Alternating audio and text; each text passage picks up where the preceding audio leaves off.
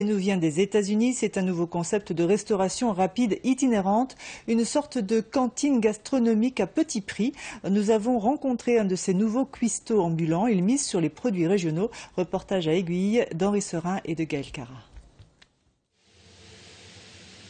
Il est en cuisine depuis 5 h du matin afin de préparer les plats du midi. Vincent Groult a travaillé pendant 12 ans en entreprise sur Paris et a connu comme bon nombre de salariés la difficulté à intégrer la pause repas dans un planning chargé. Passionné de cuisine, il s'est donc reconverti dans la restauration rapide avec un principe, satisfaire des salariés pressés mais aussi gourmets. Donc aujourd'hui on a des sommités de romanesco et dans le deuxième compartiment, celui du haut, je vais mettre le poulet au curry doux. On peut faire des déjeuners simples, sains, mais savoureux. Et en fait, ce sont les produits qui vont apporter ce goût, avec aussi un savoir-faire bien entendu, et notamment des produits qui viennent de la région. Une fois cuisinés, les plats sont embarqués dans des conteneurs isothermes. Son restaurant itinérant l'attend sur le parking, une caravane américaine de collection datant de 1971, direction la zone d'activité toute proche. Alors nous voici partis pour le service, aujourd'hui à Aiguille. C'est la tournée qui commence. Une fois sur place, la carriole s'ouvre à la clientèle. Valérie Ragois est gérante de société. Comme d'habitude, elle vient munie de sa boîte déjeuner et découvre la carte du jour. Donc une tarte fine aux pommes. Ce type de restauration, ça représente une alternative un petit peu à ce qu'on nous propose d'habitude, type sandwich exclusivement, parce que souvent, entre midi et 2, on mange des choses assez rapides et qui n'ont pas vraiment de goût.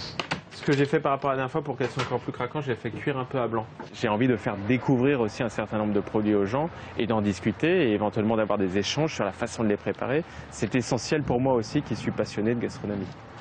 Chaque jour, Christian Groult sert entre 20 et 30 repas. Très bon appétit et puis à bientôt. Un défi culinaire, celui d'une cuisine rapide mais de qualité.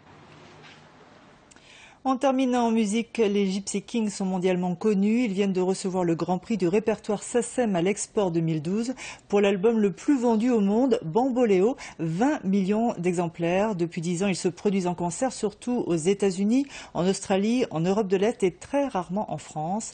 Le concert d'Arles, prévu le 27 juin prochain, sera sans doute un événement. Marie Arnaudet, Alexandre Lépinet.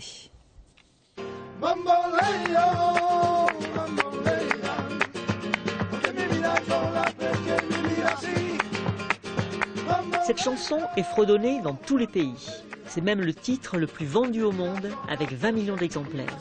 Je pense que c'est un rythme qui rentre dans la peau des gens, je veux dire, même qui ne comprennent pas les paroles, tout ça. C'est une musique que les gens se lèvent, ça danse, ça y est, ils font la fête avec nous.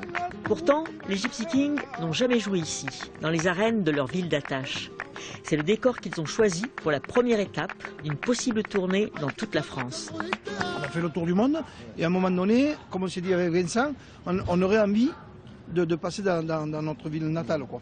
Ça serait super sympa et ça va le faire. En les accueillant, la ville leur rend un peu hommage d'être ses ambassadeurs à l'étranger. Et même si ce n'était pas vraiment prévu, elle envisage d'inclure ce concert dans le programme des manifestations Marseille-Provence 2013. Au cadre de cette année capitale européenne de la culture, ça veut dire aussi pour nous quelque chose, que cette culture-là, cette culture gitane, de nos gitans, je dirais presque, soit présente.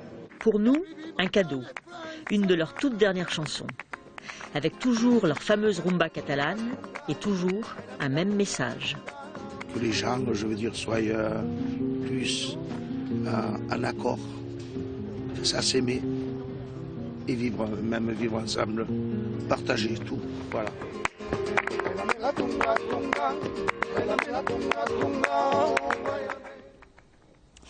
Voilà, c'est la fin de cette édition. Merci à vous de l'avoir suivi. Vous pouvez bien sûr retrouver toute l'information régionale sur notre site internet de Provence-Alpes. Le 12-13 se poursuit juste après la météo présentée aujourd'hui par Nathalie Mascaro. Prochain rendez-vous avec l'actualité régionale, ce sera à 19 h avec Noémie Dahan. Très bel après-midi à tous et à demain.